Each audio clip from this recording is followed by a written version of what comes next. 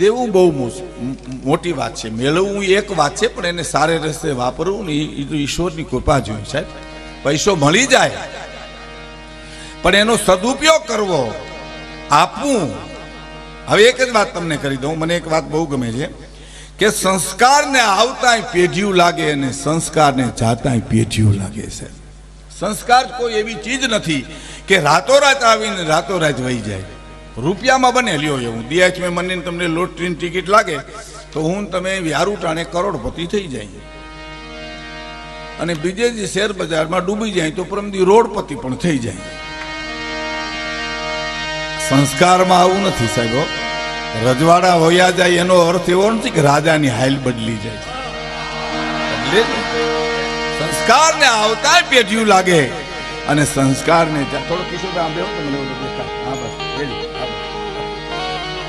સંસ્કારની એક વાત કરું સાહેબ, ગવાહે તો નહીં, ગાય તો થોડું ગવા છે, પણ ભાવનગર મહારાજ કૃષ્ણકુમાર સિંહજી, મને બજાર રજવાડા ગમે સાહેબ. હું દરેક રજવાડાને સલામ કરું છું સાહેબ, પણ ભાવેણા ભાવનગર છે. એનો તમે દાખલો આપો યોગેશભાઈ, આપને તો ખબર છે ભાવનગર રાજમાં પ્રજાના ઘરમાં ચોરી થાય તો રાજ ચોર પકડી દે અને રાજથી ચોર ન પકડાય તો રાજ તરફથી ભરપાઈ કરવામાં આવે સાહેબ. પ્રજાનું તો એક જ કારણ કે જઈને કહી આવવાનું, બાપુ અમારી આટલી વસ્તુ ગઈ. એ તો આ તો રાજા સાહેબમાં, પણ હું તમને 54-55 કૃષ્ણકુમાર સિંહજી ગવર્નર તરીકે મદ્રાસમાં હતા એવે વખતે ટાણાના એક ખેડૂતના બળદ કોક ચોરી ગયું અને ખેડૂને એમ કે આપણું કંઈક જાય તો બાપુને કહેવાનું. એને ખબર નહીં રજવાડા ખતમ થઈ ગયા, રાજા સાહેબ વહી ગઈ, હવે તો દેશ આઝાદ થઈ ગયો. અટાણે ઘણાને ખબર નથી તો તે દી ક્યાંથી હોય? અટાણે ક્યાં બધાને ખબર હે? અને ઉપડ્યો સાહેબ ટાણા થયો, ભાવનગર જઈને કીધું કે બાપુને મળવું છે. તો બાપુ તો મદ્રાસ છે, તો મદ્રાસ ગયો ટ્રેનમાં બેહીને સાહેબ, અને મદ્રાસ મુલાકાત માંગી. પ્રજાવત્સલ રાજા હતા કૃષ્ણકુમાર સિંહજી સાહેબ. જામનગર જામ સાહેબ ગયા ભાવનગર મહેમાન થઈને અને બે નીકળ્યા ને બજારમાં તો ભાવનગરની પ્રજા પગે લાગવા માંડી કૃષ્ણકુમાર સિંહજીને. ત્યારે જામ સાહેબે એટલું કીધું કે પ્રજા વત્સલ રાજા છો એવું સાંભળ્યું હતું, પણ પ્રત્યક્ષ જોયું આજે પ્રજા તમને પગે લાગે છે. આવા રાજાઓ, એનો મારે એક પ્રસંગ કે આગળ વાત, મારે તો ગુરુ પરંપરાની વાત કરવી છે. પણ મદ્રાસ મુલાકાત આપી અને આ માણસને, ગામડાના માણસને જોઈને ગવર્નર તરીકે કૃષ્ણકુમાર સિંહજી નું કીધું કે જાત્રા કરવા આવ્યા છો? તો ના બાબુ જાત્રા કરવા નથી આવ્યો, તમારી પાસે જ આવ્યો. તો અહીંયા મારી પાસે, તો તમારી પાસે કારણ હું? તો બળદ કોક લઈ ગયું. હે કે બળદ લઈ ગયું કો? આહા. અને કૃષ્ણકુમાર સિંહજીને બીજ કે જબુ કે મોતી પ્રોઈ લેતો પ્રોઈ લેશે. સમજણે જ આને કહેવાય કે સમજી જાવું, વીજળીનો ચમકારો થાય ને મોતીડું પરોવી લેવું, એને સમજણ કહેવાય. હા, અમારે જુનાગઢમાં એક ભાઈને મેં પૂછ્યું, મેં તમારા બાપુજી શું કરે? મને કે અફસોસ કરે છે. શેનો? મેં કીધું અફસોસ કરે. મને કે અમે આવ્યા એનો.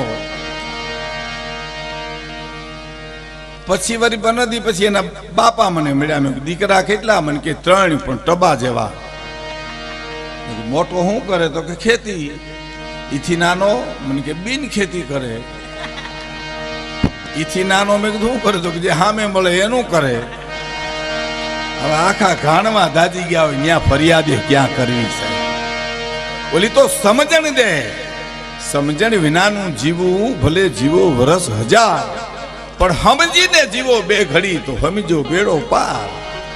એ બીજ કે જબુ કે મોતી પ્રોઈ લેતો પ્રોઈ લે, વીજળીનો ચમકાર. આ વાત કરો ગામ ભલે નાખો તમે, ધ્યાન રાખી દીધું, કારણ કે આ મહત્વનું આ છે.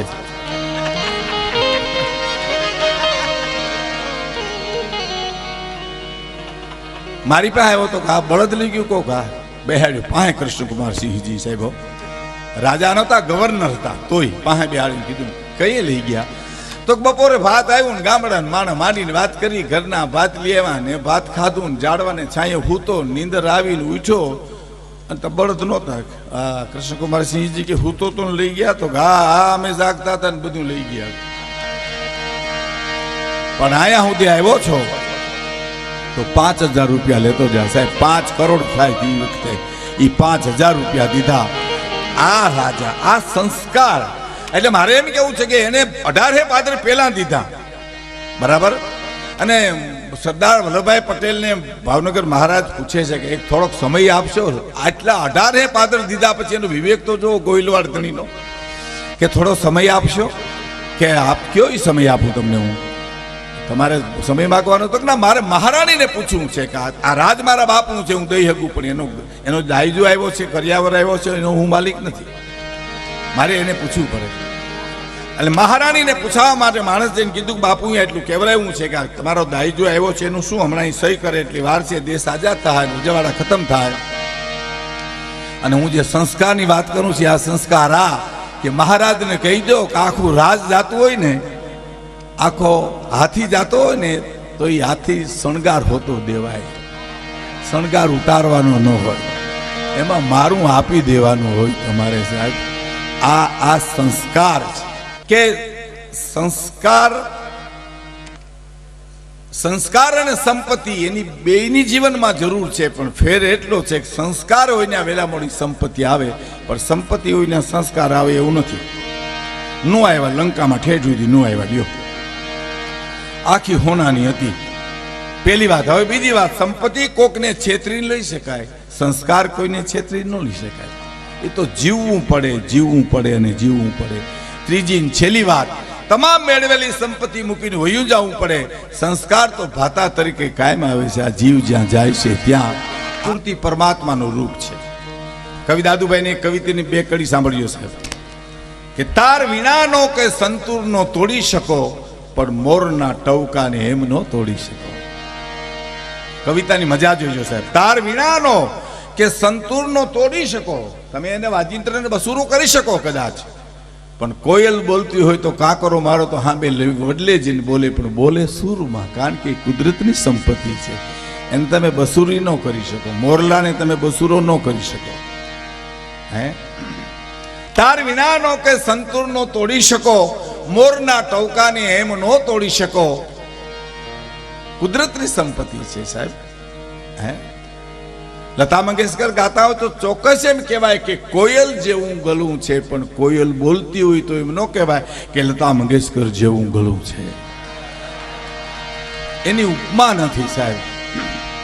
તાર વિનાનો કે સંતૂરનો તોડી શકો, મોરના ટવકાને એમ નો તોડી શકો. ડરાવી ધમકાવી કોઈ ઇન્સાનના 2 હાથ જોડાવી શકો, પણ સિંહના પંજાને એમ નો જોડાવી શકો. એ તો ગાડી ગેરીમાં તમે ઓચિતાનો જુઓ તો આંખોના નંબર ઉતરી જાય. હા, સુશિયું આંખું તો ડોળા પોળા થઈ જાય. હા, હું એક સત્ય ઘટના કહું. અમારે જૂના સાસણમાં અમારે જીણાભાઈ નાન હતી, ગઢવી નાની અટક હતી, માલધારી ચારણ હતા સાહેબ. અને ભારતી બાપુને, વિશંબર ભારતી બાપુને બધી ખબર છે. પણ સાહેબ પરદેશના મહેમાનો આવે અને લોકેશન સિંહનું ન મળે એટલે ભલભલા ઓફિસર જીણાભાઈ ગઢવીને ગોતવા નીકળતા. જીણાભાઈ ક્યાંક લોકેશન ગોતો ને આ એમને જાહે જોયા વિના ના, અમારી વાહ નોકરીઓ જાહે. અને એ આવે ને સાહેબ એવી બોલી કરે, ગમે ઢોવામાંથી હાવજ નીકળે સાહેબ. આ બનેલી આ ગપો નથી હો સાહેબ, એનો ફોટો શાસન સદનમાં છે. એ જીણાભાઈ બાપુ મને એક વાત કરેલી કે ગુજરાતમાંથી એક સંઘ આવ્યો ખટારો ભરાઈને સિંહ દર્શન કરવાની. એમાં એક બેન બહુ જાડા ભાઈ હો, આમ ગાડું ઉલારો ત્યાં બેહી હગે, ટીપણા મૂકે ને ચડાવે, 10 જણા ત્યાં ખટારામાં બેહી હગે, ને બહુ નાની એવી પીપર હાલતી હોય, હાલી આવતી હોય એવું લાગે. હવે એની ઈચ્છા હતી સિંહ દર્શન કરવાની, એની કુટુંબ પૂરી કરવાની. હવે એમાં એ જીણાભાઈ કે બેન એનું કુટુંબ ને પરિવાર ને બધા હાલ્યા જાય. એમાં એ બેન એ ઢુવામાંથી હાવજ નીકળ્યો ને બીજા ઢુવામાં જાતા જોયો ને. ઢુવા અમારા સૌરાષ્ટ્રનો શબ્દ છે. અમુક શબ્દો તમને અહીં ગુજરાતમાં સમજાય નહીં, નો સમજાય ને એ ઊંચા હશે માન લેવાનું એમ. કારણ કે 12 ગાવે બોલી બદલે તરવર બદલે શાખા, બુઢાપાના કેસ બદલે પણ લખણ ન બદલે લાખા. 12 ગાવે બોલી બદલી જાય. ઢુવો એટલે એ એક ઝુંડ કહેવાય ઝાડનું, એને ઢુવો કે. અમારે મહેસાણામાં અમારો પ્રોગ્રામ હતો ને, ઘણા ટાઈમ પહેલાં લાખાભાઈ, દિવાળીબેન ને પ્રાણભાઈ ને હું બધા ગયા ને, એમાં ગરધણીએ જે અમારો પરિચય કરાવ્યો ને એ હજી અમે ભૂલ્યા નથી.